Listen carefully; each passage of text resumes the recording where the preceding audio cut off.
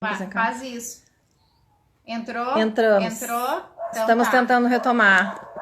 Agora aqui, quando Vamos ver. nós temos que adicionar esperar ele. ele entrar na live. Estamos tentando agora Não tem fazer... ninguém assistindo. Agora tem 6 pessoas. Tá. Mas a gente vai tentar. Tá ali, aqui, ó, ele querendo entrar. Abraão. É o Abraão. É aqui as pessoas que estão na live. Tá, mas ele, tu tem que puxar ele. Esse aqui, ó. Ele entrou? Isso aqui é a solicitação. Tatiana. Não. É o Abraão. Ele ainda não entrou na live. Hã? É que se tu liga, ele não entra. Não sei pra ele entrar. É que se tu liga, sai a live. Não, mas ele tá no outro celular. Hum. Entrou. Oi! Tu pede pro Abraão entrar na live, ver se ele conseguiu. Ah, então tá. Tá, a gente vai chamar então. Ele disse que tá.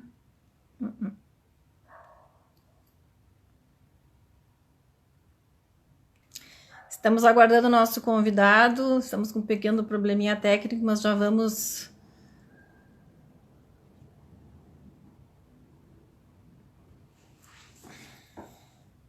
Tem certeza que ele não passou?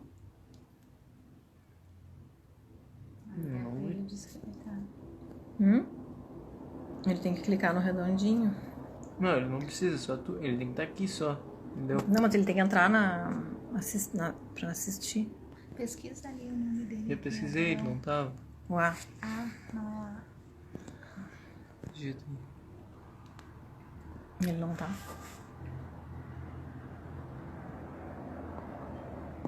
Já não deu uma AB. Não tá funcionando. Quem sabe a gente sai de novo.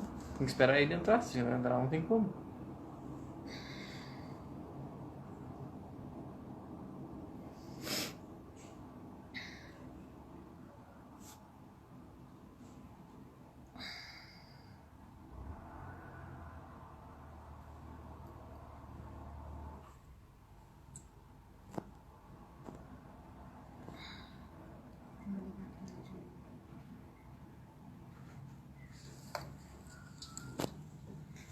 Entrou 61 pessoas. 65 agora. Alguém. 2 pessoas pedindo.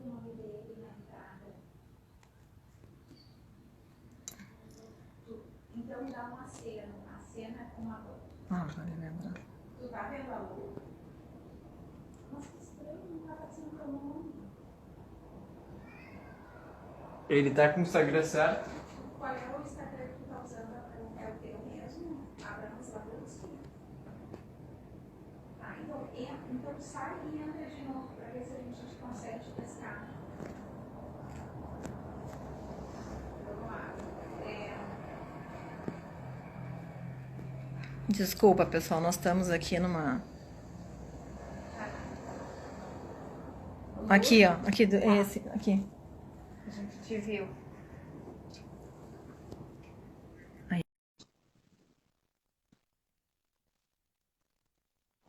Ah, mas olha como é que fica agora. Sim, tem que aceitar agora. Agora ele tem que aceitar. Deu! Oh,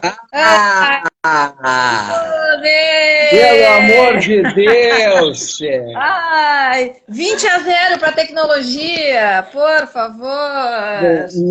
Nós já perdemos 20 minutos. Ah, mas agora Então, a gente compensa isso no final. Só uma pergunta. Nós vamos trabalhar já, certo? 1 hora a partir de agora. Meia hora. Tá. Bom, então, Então, pode falar, Luciano. A nossa ideia, né, assim, eu conversei um pouco já com as pessoas que estavam conectadas, né, que a nossa ideia é falar sobre humor, né, no sentido mais amplo, né. Nós pensamos antes era sobre o humor no set analítico, mas com as mudanças do dia a dia, acabamos, né, pela pandemia, acabamos entrando na questão do humor nos dias atuais, né, nessa questão que nós estamos vivendo da pandemia, né, do Covid, do isolamento, né, e todas as piadas, os memes e tudo que se criou nesse período, né, que a gente está vivendo, né, para a gente talvez tolerar mais esse momento, né, essas questões do humor, da criatividade, do brincar, são super importantes, né. Então, pensando nisso, tu fosse o nosso eleito, né, nosso convidado. Eu estava falando do teu livro também antes, né, e que é uma ótima sugestão de leitura. E então eu gostaria de te ouvir falar sobre o humor nos dias atuais, o humor no setting analítico, o humor em tempos de Covid, né? O importante é a gente poder levar a vida com mais suavidade, né? Que eu acho que é uma característica do humor, né? Então eu passo a palavra para ti para não perdermos mais tempo.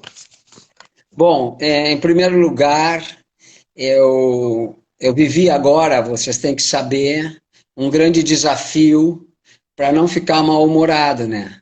Porque foi um grande esforço. Para todos nós. Para todos nós, esses 20 longos minutos, onde nós estávamos enfrentando esse grande desafio, e então tinha que suportar essa frustração. Aliás, isso é algo muito interessante, né? Porque nós, pelo menos nesses últimos 2 meses, estamos vivendo muitas frustrações. Por quê? Bom, não podemos trabalhar no consultório, a nossa saída está muito limitada, então estão se colocando esses desafios muito difíceis para nós. Mas sabem que ontem ou anteontem a Luciana, eu creio que em uma das frases que tu me enviaste de brincadeiras, uma dizia assim: não conte os dias, faça com que cada dia conte.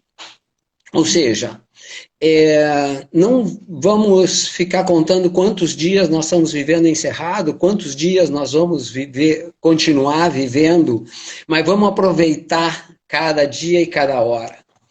Então, quando me veio esse pensamento, eu decidi começar pela temática da criatividade, já que esse é o tema do ano do Itipoa. E me lembrei de 2, 3 frases de René Maria Rilke, esse grande poeta alemão, que tem sua vinculação com a psicanálise, já vou falar, que escreveu assim, numa carta do dia 17 de fevereiro de 1903, Cartas a um Jovem Poeta, na primeira carta ele disse assim: se o cotidiano for pobre, não o acuse, acuse-se a si próprio, ele está escrevendo para um jovem poeta, de não ser muito poeta para extrair suas riquezas. Bom, eu penso que a nossa capacidade criativa, ela está absolutamente desafiada. Ou seja, a forma como os psicanalistas e também os pacientes, mas agora eu estou falando mais para os psicanalistas, mais para os colegas, a forma como os psicanalistas estão reagindo a essa situação de ter que usar o celular para atender os pacientes é muito diferente para cada um. Tem uns que se adaptam muito bem, tem outros que não conseguem dar a sessão. Podem conversar com o paciente, mas não conseguem dar sessão. Eu já escutei colegas psicanalistas dizendo que seus psicanalistas não conseguem trabalhar com o celular. No meu caso, eu tenho que passar um pouco para vocês, eu me sinto muito à vontade. Eu já tinha começado com isso há 3 anos atrás, sem saber que vinha coronavírus, através de pedidos de pacientes que se mudaram, né? Então, isso me facilitou. Vocês podem perguntar como é que vai o nosso humor de psicanalista ou de paciente nesse sistema, nesse clima de coronavírus? Bom, em princípio, a gente poderia pensar que o humor não vai muito bem. Normalmente, a gente não está muito bem humorada com isso que está acontecendo. Só que, se tem algo que eu aprendi nesses últimos anos, foi que o humor, ele não depende só das circunstâncias que a gente está vivendo. Eu pensava que em situações muito limites, muito sofridas, não tinha possibilidade de humor. Então eu questionava o tempo todo, ao longo do tempo que eu escrevi Humor é Coisa Séria, até que eu encontrei que era possível haver humor, pessoas presas podiam fazer humor da sua prisão, pessoas em situações terríveis, como foi o Holocausto, podiam fazer humor, e que essas pessoas relatavam que sem humor elas morreriam. E aí eu perguntei para um estudioso sobre os campos de concentração e campos de extermínio, e ele disse que cada um foi para dentro do campo com aquilo que tinha. Os religiosos foram com a sua religião, os que faziam política discutiam política nos campos, e os que eram bem-humorados desenvolviam seu humor apesar de estarem confinados em campos. Então, alguns presos disseram que sem humor eles teriam morrido. Bom, então, como disse Freud, humor é um dom precioso e raro. A pergunta que eu faço a nós psicanalistas, e que eu me fiz sempre, é como é que é o humor dessa senhora psicanálise? Como é que é o nosso humor como psicanalistas? Como é que é o humor dentro das instituições psicanalíticas? Por que que nós estudamos tão pouco humor e por que que nós conversamos pouco sobre humor na clínica? Essas perguntas, eu fui encontrando as minhas respostas, aos poucos, e eu trouxe para vocês uma passagem de uma sessão, que eu vou dar uma ideia para vocês, de um psicanalista que é um psicanalista de São Paulo, tá? Que é o Thales Absaber, que escreveu bastante coisa sobre o Winnicott e bastante coisa sobre história. Então ele diz assim na sessão, deitado no divã: você sabe, diz para a analista dele, as referências culturais de Freud iam de Sófocles a Schiller, de Goethe a Shakespeare. Era nessa tradição clássica que ele se incluía em relação com quem ele falava. Agora, o Winnicott, que é mais recente do que Freud, ele pergunta para a analista, você sabe qual era a referência cultural do Winnicott? Ela não era winnicottiana, ela disse não. Ele disse os Beatles. Creio que por isso também ele nos é mais próximo. A analista diz assim, vivam os netos, né? O Winnicott como neto do Freud, né? Eu fiz o seguinte comentário. A psicanalista, ao ser perguntada, bem no início da sessão, se ela sabia qual era a referência cultural de Winnicott, poderia ter permanecido em silêncio. Quando ela disse não, deu a chance de o paciente se sentir poderoso, pois imaginava certamente que ele sim sabia. Essa humildade e a bondade da analista expressam a capacidade de seu savoir-faire na clínica, e foi exata quando disse, vivam os netos. Bom, eu gostei muito dessa analista, que eu não conheço pessoalmente, porque ela soube abrir espaço para o humor, ao não ficar em silêncio e poder ter uma frase de elogio ao seu paciente. Eu quis contar essa história porque eu penso que tem muitos consultórios de analistas onde o espaço para o humor está dado. Mas para se dar espaço para o humor do paciente, é necessário que o analista tenha sentido de humor.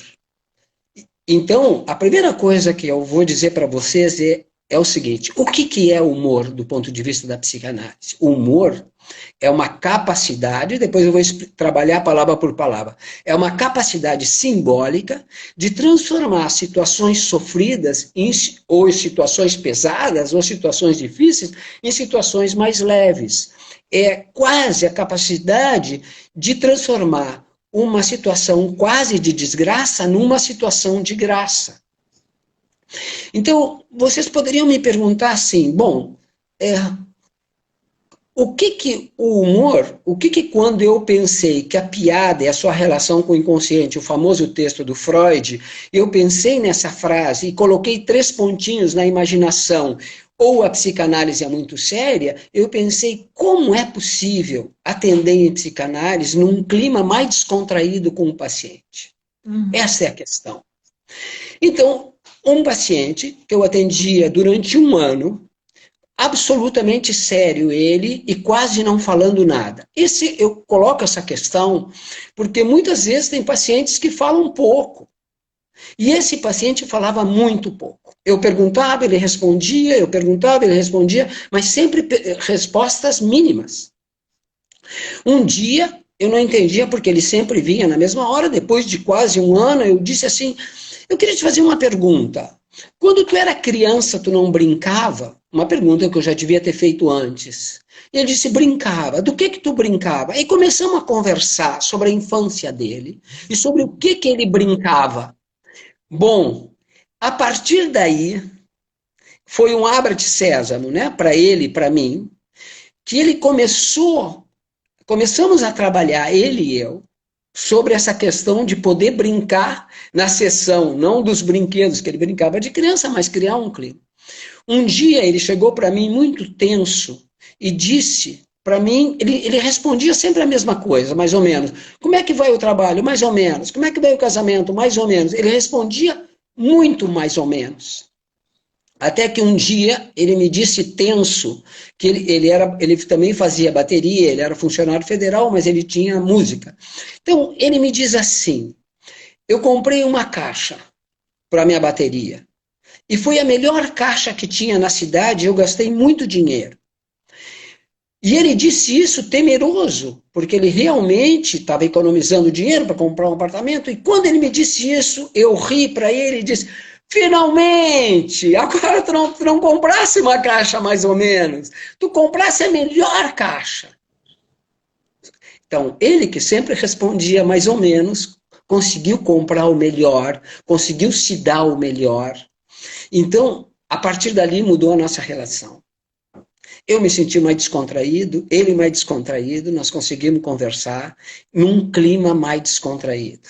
Eu acho que a análise precisa, e isso é algo que não é só do paciente, é do analista, criar esse clima de descontração. Tem perguntas, Luciana? Eu teria uma primeira, assim, para a gente, para aquecer Começar. mais, assim, ó, o que é esse refinamento do humor, né? Porque eu acho que tem pessoas que têm essa habilidade, que tem isso mais fluido no seu dia a dia, e tem gente que tem mais dificuldade, né? Porque é uma coisa é uma coisa delicada e evoluída, né? É uma coisa assim refinada né? do nosso funcionamento, poder fazer essa transformação de algo doloroso, de algo difícil, em algo divertido, né? Então, eu acho que até agora está vindo sobre a pandemia, né? Assim, de como que a gente faz essa transformação e por que uns têm mais facilidade e outros não. Bom, a primeira coisa é a capacidade de adaptação. Ou seja, nós temos que aprender a nos adaptar nas circunstâncias, em certas circunstâncias difíceis. Tem umas pessoas que se adaptam mais rapidamente, outras com mais dificuldade. Sim. Bom, eu sempre procurei, entre as minhas leituras, eu sempre procurei ler o que as pessoas conseguem fazer em situações limites. Que ideias que ela tem, a imaginação delas, quer dizer, como aprender de pessoas que trabalham em situações limites, vivem em situações limites. As leituras, para mim, elas sempre foram muito importantes. Eu aprendi muito das leituras. As leituras, elas são muito indispensáveis, porque nós estamos com tempo para ler. Isso é uma coisa muito importante. Vocês me perguntam assim, o que ler? A minha dica para vocês, muita poesia. Nós precisamos de ler poesia. Freud lia muita poesia, ele lia muita prosa poética. Por exemplo, ler Shakespeare é ler teatro, que tem a poesia nas palavras. Quando eu digo poesia, não é só a poesia em si, mas o trabalho poético. Isso é algo que nós temos que desenvolver. Outra coisa que nós temos que desenvolver para desenvolver o sentido de humor é diminuir as mortificações.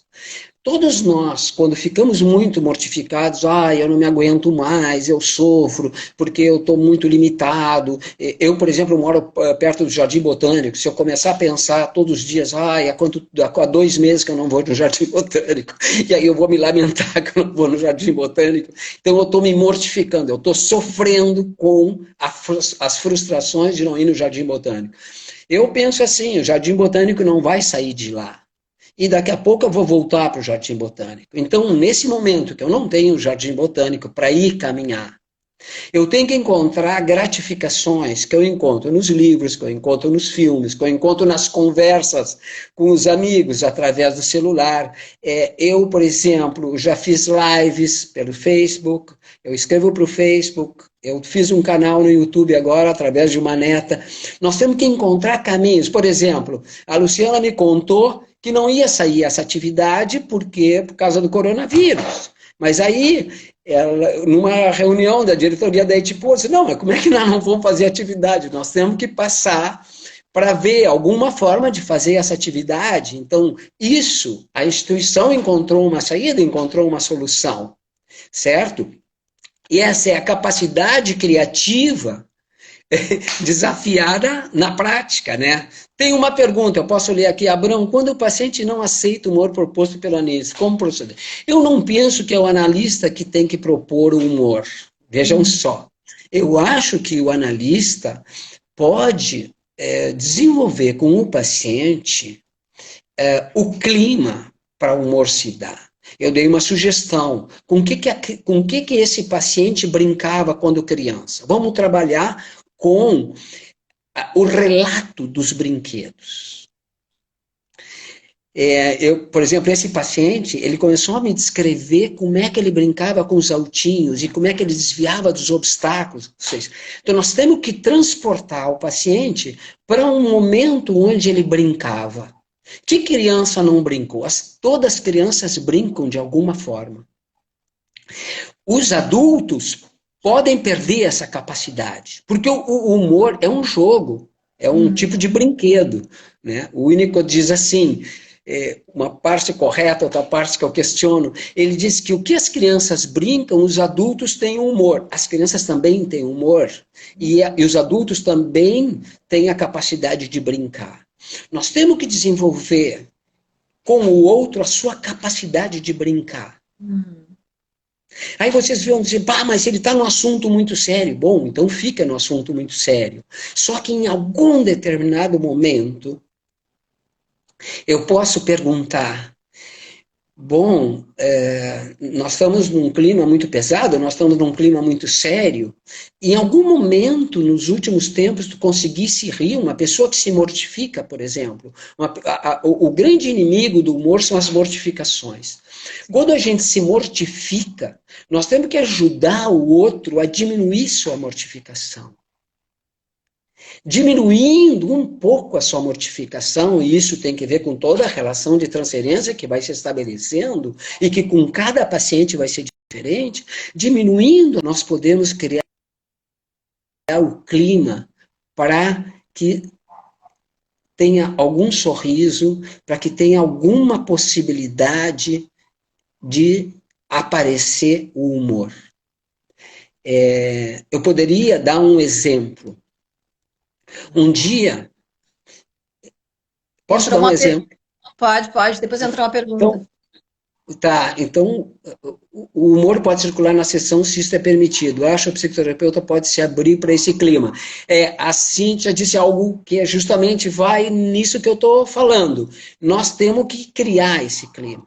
Uma vez conversando com um psicanalista de mais experiência, o Paulo Sérgio da Rosa Guedes, ele disse assim, psicanalista que não é bem-humorado, que não tem sentido de humor, como pode ser psicanalista? É uma questão, né? Digo, Luciana, isso vai em relação ao que tu dizia, né? Eu penso que nós, psicanalistas, temos que desenvolver a capacidade de humor. Claro.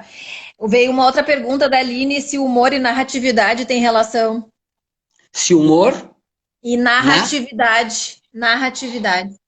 Bom, exatamente. Ou seja, essa capacidade da narrativa Por exemplo, se a narrativa sempre é tristonha, mortificada, de muitas queixas, é um tipo de narrativa.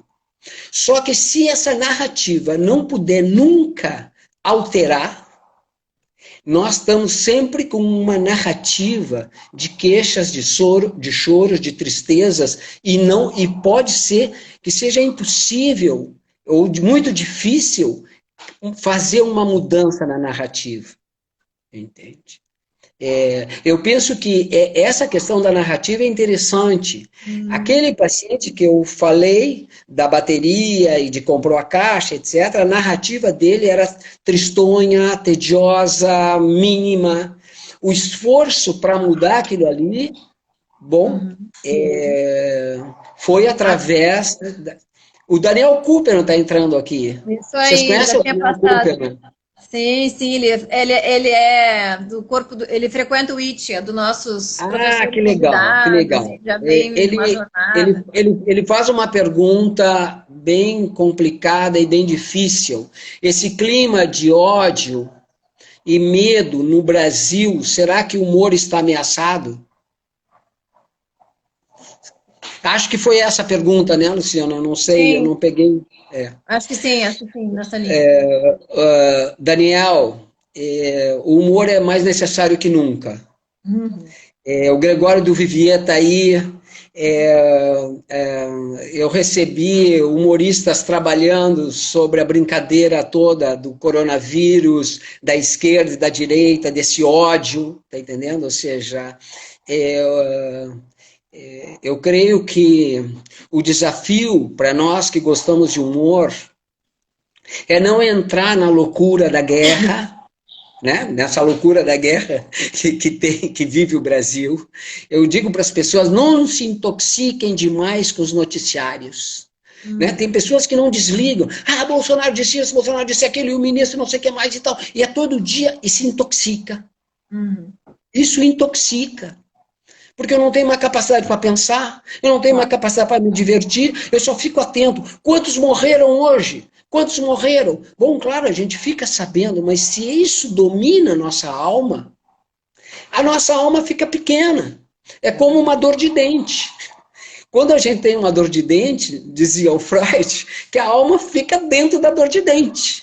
Se a gente passa o dia todo com essas notícias terríveis sobre o mundo, e mais ainda sobre o Brasil, porque o Brasil sofre 2 vírus, né? O Covid-19, que ataca o mundo, né? Que vai ser superado, mas nós temos o B17. E o B17, uns dizem que é tão terrível, mais mortífero que o Covid-19. Mas é com isso que nós temos que conviver. E aprender a poder nos divertir. Veio uma pergunta agora sobre luto e humor. Bom, essa pergunta é muito importante.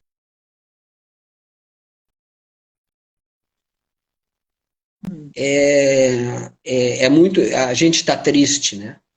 Ou seja, existe um momento onde não tem espaço praticamente para humor, porque nós estamos vivendo o luto. Agora, tem pessoas que até no luto conseguem se descontrair e encontrar um meio sorriso, não digo um sorriso. Eu já vivi várias... Algum refúgio. Exatamente, algum alívio, alguma leveza no meio daquele peso terrível. Entende? E as pessoas precisam disso. E nos velórios, por exemplo, você pode sempre ver, sempre tem algum grupinho ou outro contando alguma coisa engraçada do defunto, da pessoa querida que morreu, né? Para criar alguma vibração, alguma energia, né? Entende? Algo que diminua aquele sofrimento que está se vivendo, né? Eu tendo, num velório, a ficar mais perto dos grupos que estão contando alguma coisa interessante ou engraçada sobre o amigo, o familiar que morreu. E se eu tenho alguma para contar, eu baixinho também conto. Porque é como fazer com que essa pessoa que morreu e que a gente perdeu, ela siga viva também nas coisas alegres que ela fez. Relação do humor com a liberdade. O humor, ele precisa de liberdade, mas ele também ele vive em regimes autoritários. Ele viveu no nazismo, ele viveu no stalinismo, ele viveu na ditadura militar, até certo ponto. O Pasquim chegou num determinado ponto que, quando veio momentos mais sofridos e mais difíceis, nós mesmo assim fazíamos piadas, mas muito baixinho, e tínhamos que cuidar para quem nós fazíamos a piada, porque sempre tinha seus riscos. Mas o humor também ele pode ser uma defesa, né? É uma pergunta que veio, né? Se ele não pode ser uma defesa para não se entrar em contato com o sofrimento. Bela pergunta, muito boa pergunta. Eu vou dizer o seguinte, para mim o humor não é uma defesa. Quando ele funciona como defesa, já nós teríamos que mais pensar pelo lado de uma certa hipomania. O humor é uma forma de ver o mundo. Essa definição não é minha. Mas, assim, por que eu me empolguei com o humor tanto? Bom, porque primeiro eu tinha uma visão do mundo bíblico. Meu nome é Abrão, sobrenome Slavutsky. Na minha casa ela tinha um clima religioso, então minha primeira visão do mundo era religiosa. Depois ela mudou. Na adolescência, a minha visão do mundo ela ficou marcada pelo marxismo. Bom, depois mudou. A minha visão do mundo não era uma visão do mundo psicanalítica, mas ela ficou muito dominada pela psicanálise e pela ciência e pela tal. E aí eu recuperei o humor da minha infância, do Charlie Chaplin, etc., e encontrei essa frase, que a forma de ver o mundo na ótica do humor é uma forma de nós não levarmos tão a sério tudo que a gente vive. Se vocês me perguntaram se this is the question, esta é a questão. Nós levamos, em geral, muito a sério nossos conflitos, nossos sintomas, nosso sofrimento, entende? Muito a sério. A psicanálise, por exemplo, bom, o Daniel Cooper, eu não sei se está por aí ainda, bom, o Daniel, ele escreveu um livro que se chamou Ousar Rir, a questão da ousadia. Aí ele leu um trabalho meu, citou o trabalho. Aí o outro amigo disse, tem um livro do Daniel, isso há quase 20 anos atrás. Aí eu disse, Daniel, vamos fazer um livro com vários psicanalistas escrevendo sobre humor. Aí saiu Seria Trágico se não fosse cômico. Seria trágico psicanálise. E depois eu terminei fazendo o meu. E eu sempre pergunto para o Daniel, bom, Daniel, a gente tem que estimular os psicanalistas a trabalharem com humor, a escreverem sobre humor, porque o humor ele é essencial para a gente enfrentar uma situação como essa que nós estamos enfrentando. Sim. Nós temos que poder também nos divertir. Sim. Tem uma frase no teu livro que eu adorei, que eu marquei, que é o humor é o oxigênio da alma, né? Eu achei a frase fantástica, assim, né? Pois é, o oxigênio da alma, né? Às vezes quando a gente essa metáfora eu adorei. Bom, em primeiro lugar, Luciana, eu fico muito contente que tu esteja lendo o livro, Humor é Coisa Séria, porque deu muito trabalho. O Daniel que está aí sabe, a gente trabalha muito para escrever, com muita dedicação, com muito entusiasmo, e é muito legal que o livro siga vivo e que o tema do humor siga vivo, né? Oxigênio, né? Quer dizer, nós precisamos de ar, mas não só o ar O2, nós precisamos fazer com que, do ponto de vista psíquico, a gente possa contar histórias, escutar histórias e a gente possa se divertir. Uhum. Isso e nós temos que aprender. Se o mundo mudar, nós também vamos ter que mudar. Sim. Tem duas perguntas, posso te interromper? Não, tu não me interrompesse, pode. A pergunta tem prioridade. Tá. Eu vou falar assim, fazer um resumo das perguntas, tá? Uma é da transformação da realidade, foi lembrado do filme A Vida é Bela, né? Do quanto que o humor pode transformar, então, essa realidade. Essa é uma das perguntas, e a outra é sobre o humor sarcástico, né? Que eu acho que é um outro tipo de humor que não é bem o que a gente está falando. Mas, enfim, vamos te ouvir. Exatamente, tá. Então, eu vou dizer rapidamente, quer dizer, tudo que é sarcástico e agressivo em relação ao outro, né, vai se afastando um pouco do humor e vai se aproximando da ironia. Não que a ironia não possa ser humor, mas tem que ser uma ironia fina, né? Se é uma coisa muito grossa, muito estúpida, né, perde aquele requinte da espirituosidade. Vira um soco. Você sabe? Hã? Vira um soco, né? Vira uma coisa agressiva. Né? Exatamente, vira um soco, né? Vira uma coisa agressiva. A espirituosidade é uma questão muito importante. O Lacan dizia que as interpretações ou que as intervenções do que acontecia na sessão, ela ia mais para o lado witzig. Witz pode ser traduzido por piada, por chiste, né? Witz, joke. Tá? Então, witzig é o espirituoso. Os franceses têm uma expressão bem típica que é mot d'esprit, palavra espirituosa. Tá? Então, essa espirituosidade, ela é fundamental para um analista.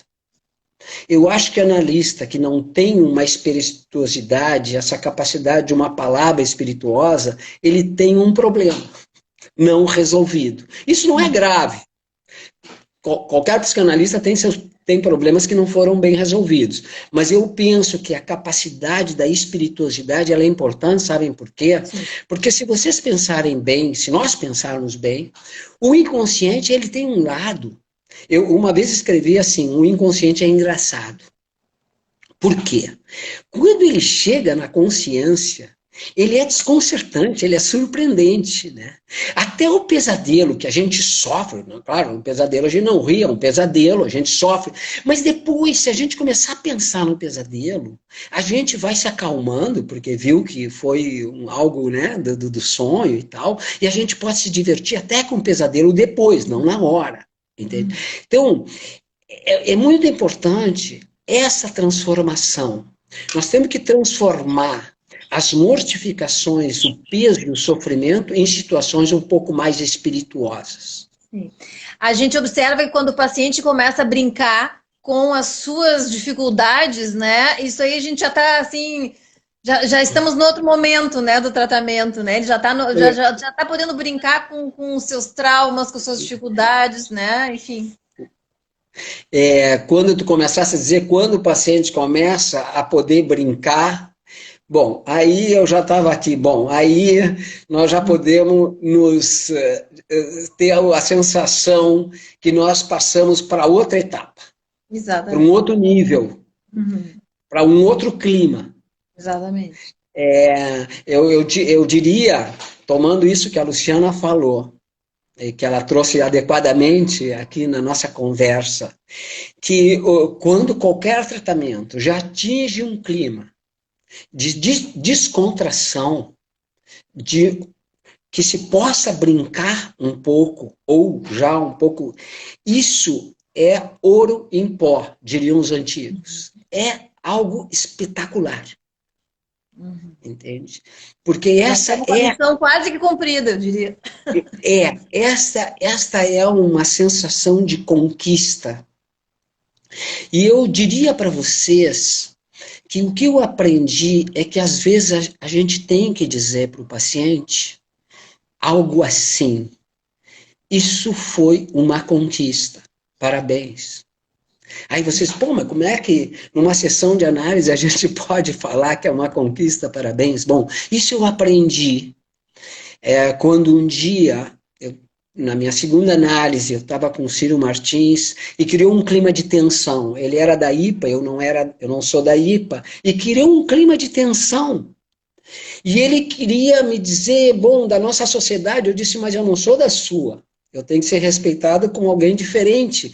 Aí ele me disse uma coisa sensacional. Ele disse assim, mas esse pode ser o meu desejo, que tu participe da nossa sociedade. Ele falou do desejo dele. Então, um analista também pode não só falar do seu desejo, mas expressar a sua satisfação quando um paciente consegue brincar com algo que era impossível para ele brincar. Um paciente que consegue brincar, por exemplo, com o seu sintoma. Outro dia eu recebi no WhatsApp de um paciente que ele tinha feito uma grande conquista, porque ele recebeu uma avaliação e ele me mandou. Normalmente eu não respondo, mas ali eu não me aguentei porque eu sabia que isso era importante. E eu botei para ele, craque, quer dizer, ele gosta muito de futebol, craque, né? Quer dizer, foi uma jogada de craque. Ou seja, nós precisamos também de um momento onde nós, digo assim, eu também me coloco do outro lado, né? Não só no lado de quem é analista, mas do lado do analisando, porque a gente também tem que se analisar, mesmo sendo analista, de quem pode se sentir fortalecido num determinado momento da sua análise. Eu vou rapidamente dizer para vocês, eu me analisei em Buenos Aires com uma kleiniana, e um dia me disse o supervisor dela que ela era muito dura como analista. Até que um dia eu contei para ela uma história e ela riu. Em 4 anos foi a primeira vez que eu escutei ela rir. Bom, quando ela riu, eu fiquei numa felicidade, numa alegria. E aí ela disse para mim a frase mais linda que ela disse em todos os meus anos de análise. Ela disse, tu sentisse o meu riso como se tu tivesse tido potência de me penetrar. Uau! Que conquista, que conquista! E eu escrevi um trabalho que se chama assim, O Dia que Conquistei Minha Analista. Ótimo. Ótimo. Então, eu diria para vocês assim, agora já vai terminar ou não vai terminar? Não, a gente tem 15 minutos. Ah, que alegria! Porque eu pensei... A gente se atrasou no começo, a gente ganhou 15, nos atrasamos 15 e ganhamos 15. Tá, o som, tá escutando bem o som aí? Super bem, eu tô super bem. Tá, bom. É o seguinte, é que aqui o meu baixou um pouquinho, porque entrar uma ligação eu cortei. A questão é a seguinte... A vida como ela é, a vida como ela é. A questão é a seguinte... É fundamental para nós, no meio analítico, desenvolver a capacidade de humor. Não é fácil, não é fácil, mas esse é o nosso desafio. Se vocês me perguntarem o que eu espero da psicanálise daqui a 10 anos, eu vou dizer para vocês, eu espero que daqui a 10 anos a psicanálise esteja mais bem-humorada. E vocês me perguntariam, mas ter bom humor é a solução? Não, ter bom humor não é a solução. Mas não tem uma solução assim, ter bom humor, né? É consequência. Hein? Ter bom humor é consequência. Exatamente. Mas a gente nunca pode pensar... uma vez me perguntaram se o humor salva. Eu disse, não salva, mas alivia. Ajuda. Né? Ou seja, o humor alivia. E se a gente se alivia, a gente já está melhor. A Bia está lembrando aqui o humor assim, e a sensibilidade do analista. O humor e a sensibilidade do analista. Exatamente isso. Exatamente isso. Ou seja, eu penso que a nossa capacidade de fazer o humor, a sensibilidade do analista, como disse a Luciana, isso tem muito que ver com também a nossa capacidade de escutar. Como é que a gente aprende a escutar? Eu acho que se nós lermos mais poesia, se nós tivermos mais contato com aqueles que sabem trabalhar com a palavra, nós podemos escutar melhor. Um dia, eu vou contar uma história rápida. Eu ia ter um grupo de Freud lá em Buenos Aires, e tinha estacionado o carro, eu estava limpando o vidro. O coordenador do grupo passa e disse assim, querendo ver mais claro, ou seja, eu estava limpando o vidro, numa atitude de limpar. Mas aí ele associou com limpar no sentido de poder ver as coisas mais claras. Então, nós, para vermos mais claro, temos que ter esta graça, essa forma de poder brincar com as palavras, ou esse jeito, como eu disse para vocês, witzig, esse jeito espirituoso de escutar os grandes problemas da vida. E não se deixar afundar pelos grandes problemas da vida, que é uma possibilidade, né? Eu um pouco comparo com a questão do medo. Não existe uma solução para o medo. Por exemplo, todos nós temos medo. Nós estamos com medo agora da incerteza que está se colocando pela frente. Então, se todos os seres humanos têm medo, como é que umas pessoas conseguem lidar melhor com o medo que outras? Bom, para uns o medo pode paralisar, o medo pode limitar a riqueza de vivências, a riqueza de experiências, e outros, mesmo com medo, conseguem adquirir alguma coragem para rasgar esse medo, né? Quer dizer, não é eliminar o medo, mas poder ter a capacidade de enfrentar esse medo. Nós, nesse momento, estamos com medo. Fala, Luciana. Encharcados de medo, né? Angústias e medo são palavras do momento, né? Exatamente isso. Tem duas perguntas. Uma da Aline, que ela fala do cuidado que o humor caia numa informalidade, né? Num descaso, né? E ela faz duas perguntas duas, na verdade. E sobre a importância se o humor não entraria nas questões da elasticidade da técnica, pensando em Ferenczi, né? Bom. E a Tatiana que está perguntando sobre o que tu pensa do filme A Vida é Bela. Eu acho que ela quer as considerações. São duas perguntas que eu ia entrar. Bom, eu vi A Vida é Bela, eu vi 2 vezes esse filme. Eu, depois de ter visto A Vida é Bela, eu conheci a cidade, né, na Itália, onde foi filmada A Vida é Bela. Participei em debates e discussões e sempre me coloquei a favor da Vida é Bela, porque teve muita gente que criticou A Vida é Bela. Eu conheci psicanalistas que não eram mal-humorados, que estavam magoados com A Vida é Bela. Como é que se podia fazer humor com a Shoah, com o Holocausto? Bom, se os presos que estavam em campo de concentração e no campo de extermínio faziam humor, nós temos obrigação de recuperar essa capacidade de humor que eles tinham. O Benigni, nesse filme A Vida é Bela, ele tentou mostrar um pai criando um filho numa situação horrível, e ajudar o filho a ter força, energia para enfrentar essa situação. Então ele criava um faz de conta. Criar uma situação de faz de conta não é negar a realidade. Quando uma criança entra para debaixo de uma mesa e imagina que ali é outro mundo, ela está criando o seu próprio mundo para poder se fortalecer nesse seu mundo. Quando um artista escreve ficção, ele cria um mundo para poder trabalhar, para poder se desenvolver dentro desse mundo. Vejam só, é muito importante que nós vivemos na realidade, mas nós temos uma capacidade de imaginação. E essa capacidade de imaginação não é falta de respeito ao problema, não é falta de seriedade, mas é poder estimular a nossa imaginação que tem vida nessa pandemia que nós vivemos, que nós temos capacidade de criar coisas novas, até na psicanálise. Por que não? Ou seja, não temos divã, não temos poltrona, nós não vamos parar de atender. Vocês entendem?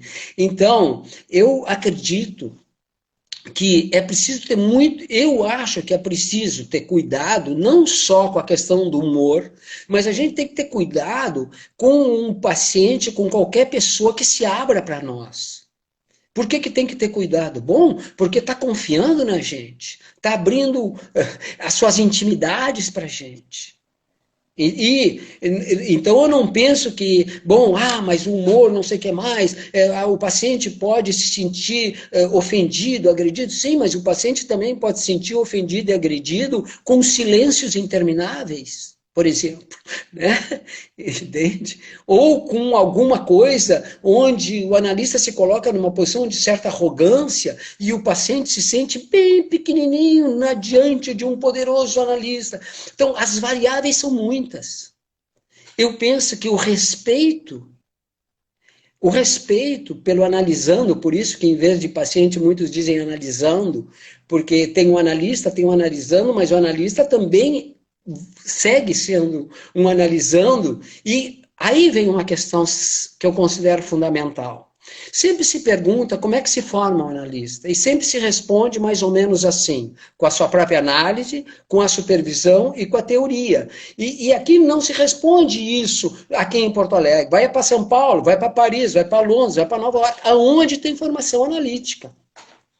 Eu costumo dizer que nessa mesa de 3 pés, falta um 4º pé que tem que ser destacado. Já foi destacado por outros analistas. O Winnicott diz assim: eu agradeço os meus pacientes que me pagam para me ensinar. Olha a humildade do Winnicott, né?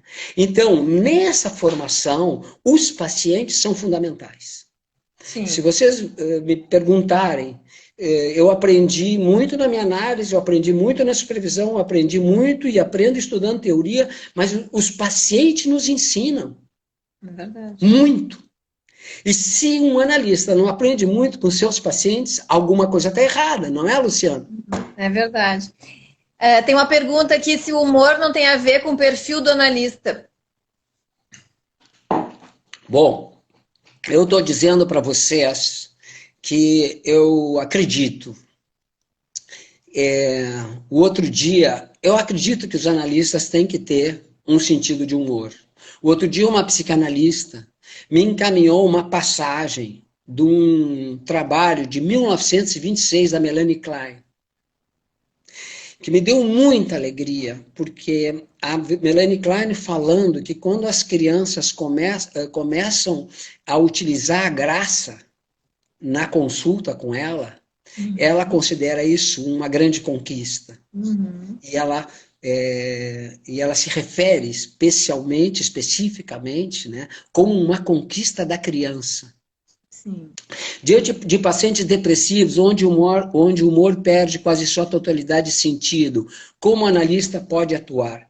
Bom, em primeiro lugar, a psicanálise, ela não pode fazer um paciente depressivo ficar mais depressivo. Isso a gente tem que ter muito cuidado, né? Mas tem que poder receber essa dimensão depressiva e poder lentamente ter paciência para ajudá-lo a sair, a diminuir, não sair, mas diminuir esse peso depressivo. O que acontece com o depressivo? O depressivo, ele está muito perto da verdade, demais. Ele não consegue brincar com a realidade, ele vive a realidade com muita intensidade e ele está muito próximo da verdade. Esse é o problema do humorista também. Os humoristas também estão... Os humoristas, não estou dizendo uma pessoa com sentido de humor, estou dizendo humorista, né? Os humoristas e os depressivos, eles têm esse ponto em comum, eles estão muito perto da verdade. E por isso sofrem. Por isso que tem muitos humoristas que fazem quadros depressivos e tem humoristas que chegam até a se suicidar. Isso foi uma das coisas que eu estudei e trabalhei num dos capítulos do Humor é Coisa Séria. O que nós temos que fazer com um paciente depressivo é aquela possibilidade de ver com ele por que ele tem que ficar tão mortificado e tão submetido à sua dor. e lentamente ver qual é o gozo da dor. Porque, por incrível que pareça, o depressivo também goza. A gente pensa que só goza quem não é depressivo. Quer dizer, o depressivo... Sabe o que o depressivo faz? Tem uma imagem muito boa do Pontalis, que ele diz assim, que a pessoa depressiva, que essa pessoa que vive muito enlutada, é como se fosse o guarda do cemitério dos seus mortos, ou daquilo que ele perdeu, ou daquilo que ele se sente, né, abatido. O guarda do cemitério. Então, um pouco é que esse guarda do cemitério possa se afastar um pouco desse cemitério lentamente. Esse é um trabalho lento, porque ele se sente importante cuidando das suas perdas. E a abertura psíquica dele para as conquistas é algo que ocorre, mas precisa muita paciência. Sim. Muito investimento, né, do analista. Exatamente, ou seja, precisa o analista receber a tristeza, receber o desânimo, receber e, aos poucos, junto com aquele que está vivendo essa situação dolorosa e sofrida, os meios, os caminhos para que ele possa um dia dar um meio sorriso. Eu tinha uma paciente que nunca ria, e um dia eu disse, pô, eu vou fazer essa paciente rir um pouco, para ela se relaxar, e ela conseguiu rir, e eu disse, bah, há tantos meses tu está aqui, e hoje tu conseguisse rir. Ela ficou feliz, ela se aliviou podendo rir, um pouco que seja. Sim. A perda é a própria vida, né? Fica de guardião, claro, muito bem. Né, a questão, né, quer dizer, ela termina perdendo a vida no momento que tem que ser esse guarda do cemitério, que eu não posso me afastar da morte. Eu acho que nós estamos chegando nos últimos minutos da live.